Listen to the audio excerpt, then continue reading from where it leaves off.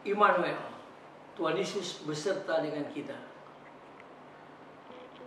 Kembali berjumpa dengan saya, Pendeta Jonathan F. Lopulalam, pada tanggal 25 April, hari Kamis tahun 2024.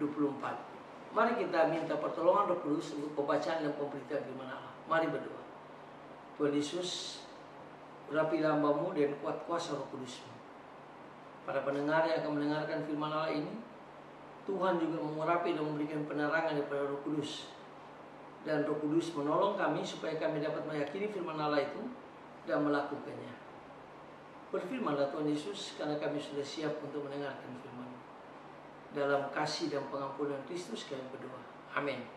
Mari kita baca firman Tuhan yang diambil dari Yohanes pasal 2 ayat yang pertama sampai ayat 11. Namun saya akan membacakan ayat yang pertama dan kedua ayat yang ke-11. Yang firman Tuhan berkata begini.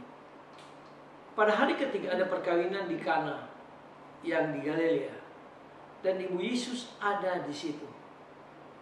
Yesus dan murid-muridnya diundang juga ke perkawinan itu. Hal itu dibuat Yesus di Kana yang di Galilea sebagai yang pertama dari mujizat yang Yesus lakukan atau dari tanda-tandanya.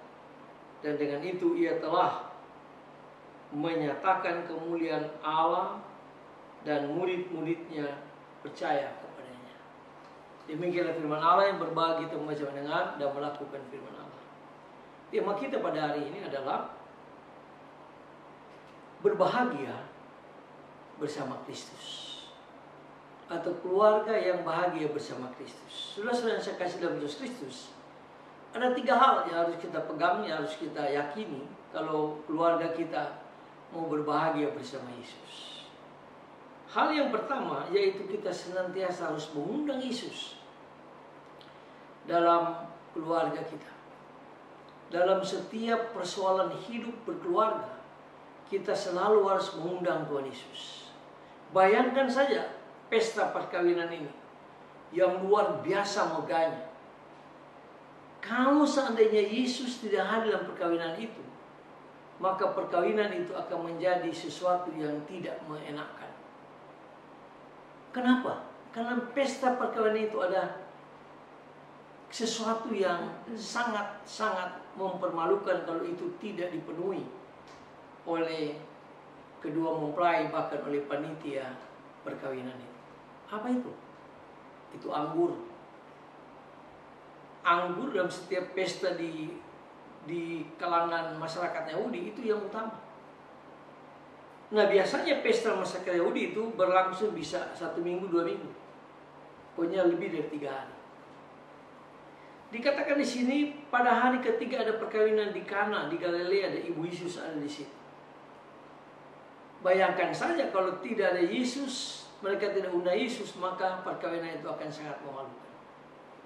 Tapi syukur pada Allah karena Yesus hadir dalam perkawinan itu.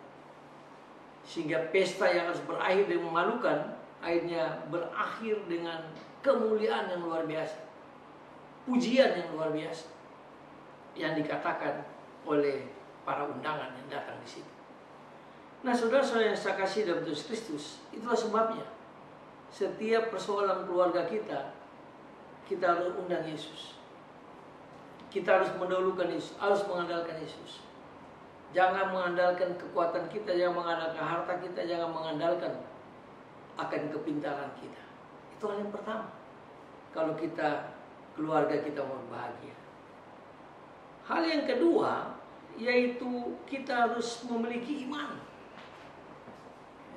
Iman kepada apa? Iman kepada janji-janji firman Allah. Kita lihat, ya. Dikatakan ayat 3, ketika mereka kekurangan anggur, ibu Yesus berkata kepadanya, pada Yesus, mereka kehabisan anggur. Kata Yesus kepada ibunya, mau apakah engkau daripada aku, ibu, saatku belum tiba. Bayangkan aja, Maria ini secara manusia sebagai ibu Yesus meminta tolong pada Yesus. Tapi Yesus mengatakan, mau apa kau, ibu? Saatnya belum tiba. Saya kira Maria sebagai ibu akan tersinggung. Mungkin Maria akan masuk kamar menangis mungkin. kok kenapa diperlakukan begitu? Tapi Maria tidak melakukan itu. Maria dia punya iman yang luar biasa. Dia yakin pasti Yesus akan menolongnya. Mengapa Maria begitu yakin?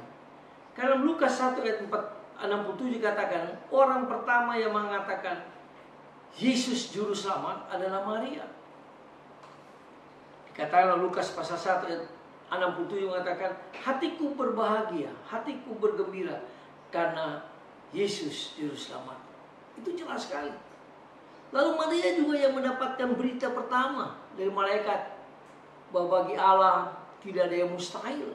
Pada waktu itu Maria mengatakan, aku ini sebagai seorang hamba, tidak mungkin aku akan melahirkan. Lalu malaikat mengatakan, hei, bagi Allah tidak ada yang mustahil. Segala sesuatu bisa dilakukan Allah. Nah, iman inilah yang dipegang Maria. Maria beriman kepada janji-janji firman Allah ini, bukan pada perasaan dia. Seringkali kita dalam berbagai persoalan kita hanya bergantung pada perasaan kita, tidak bergantung kepada kebenaran janji-janji firman Allah. Sehingga persoalan kita makin parah. Itulah sebabnya mari kita berubah sekarang. Kalau kita ada persoalan, kita harus yakin bahwa janji firman Allah itu ya dan amin dan tidak akan meleset. Seperti Maria.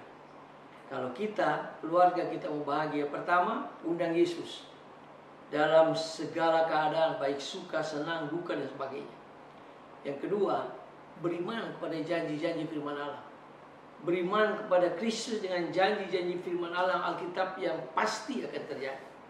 Yang ketiga, kita perhatikan ayat yang ke-5. Tetapi Ibu Yesus berkata kepada pelayan-pelayan, apa yang dikatakan kepadamu, buatlah itu. Dan di situ ada 6 tempayan yang disediakan untuk membasuh menurut adat orang Yahudi, masing-masing isinya 2-3 buyung. Yesus berkata kepada pelayan-pelayan, isilah tempayan-tempayan itu penuh dengan air. Dan mereka pun mengisinya sampai penuh. Lalu kata Yesus kepada mereka, sekarang cedoklah dan bawalah kepada pemimpin pesta. Lalu mereka membawanya. Setelah pemimpin pesta mengecap air yang telah menjadi anggur itu, dan dia tidak tahu dari mana datangnya, tapi pelayan-pelayan itu mencedok air yang mengetahuinya. Dia memanggil mempelai laki-laki dan berkata kepadanya, setiap orang yang menghidangkan anggur yang baik dahulu, dan sesudah itu, setelah puas minum, barulah yang kurang baik. Tetapi engkau menyimpan anggur yang baik sampai sekarang. Jadi yang ketiga, ketaatan. Bayangkan aja, Maria beritahu pada pelayan-pelayannya, pokoknya kamu taat aja. Kalau nanti Yesus datang beritahu kamu, ikut aja. Dan pelayan-pelayan ini taat.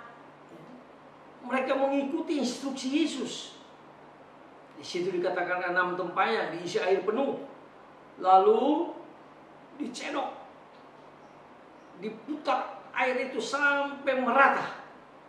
Sesudah itu Yesus bilang, sekarang berikan itu kepada pemimpin pesta. Dan pemimpin pesta itu mengatakan, biasanya anggur yang tidak baik yang diberikan terakhir, tapi ini anggur yang terbaik. Disitulah mujizat terjadi. Yang tidak mungkin menjadi mungkin. Di mana air bisa menjadi anggur, pesta itu menjadi terkenal sekali dan menjadi berkat bagi banyak orang. Dan disitulah Yesus buat mujizat yang pertama di dalam keluarga. Itulah sebabnya keluarga sangat dihargai Yesus. Karena lembaga yang tertua dan yang tertinggi di dunia itu lembaga keluarga, perkawinan. Marilah kita menjaga keutuhan keluarga kita. Kalau kita mau bahagia bersama Kristus, 3 hal. Undang Yesus dalam setiap keadaan apapun. Beriman kepada janji-janji firman Tuhan yang dikatakan Yesus. Yang ketiga, taat. Jika kita taat pada perkara kecil, maka Tuhan Yesus akan memberikan perkara-perkara yang besar. Ayat 10 mengatakan, setiap orang yang menghidangkan anggur yang baik dahulu, dan sesudah orang puas minum, barulah yang kurang baik. Akan tapi engkau menyimpan anggur yang baik sampai sekarang. Yesus selalu memberikan yang terbaik. Dia mau supaya keluarga kita bahagia, maka Yesus memberi yang terbaik. Dia sudah memberi dirinya lahir, mati, bangkit, pulang ke surga, dan akan segera datang kembali untuk menjemput kita. Marilah kita berbahagia, keluarga kita berbahagia bersama dengan Tuhan Yesus. Mari kita berdoa. Tuhan Yesus, terima kasih karena Engkau mau setiap keluarga Kristen berbahagia bersama Kristus. Ajar kami Tuhan, supaya kami selalu mau mengundang Yesus dalam keluarga kami, dalam setiap persoalan apapun. Ajar kami Tuhan, supaya kami terus beriman kepada janji-janji firman Allah. Janji-janji Tuhan Yesus ada dalam Alkitab, bukan pada perasaan kami. Ajar kami Tuhan, supaya kami taat, setia dalam perkara-perkara kecil, dalam keluarga, di dalam kami mengikuti Tuhan Yesus. Terima kasih Tuhan Yesus, biarlah firman Tuhan hari ini menguatkan iman kami. Dengarlah doa kami, dalam nama Tuhan Yesus, Gembala kami yang sangat baik, kami berdoa dan bersyukur. Haleluya, amin. Terpujilah Kristus, sampai berjumpa di kesempatan yang lain.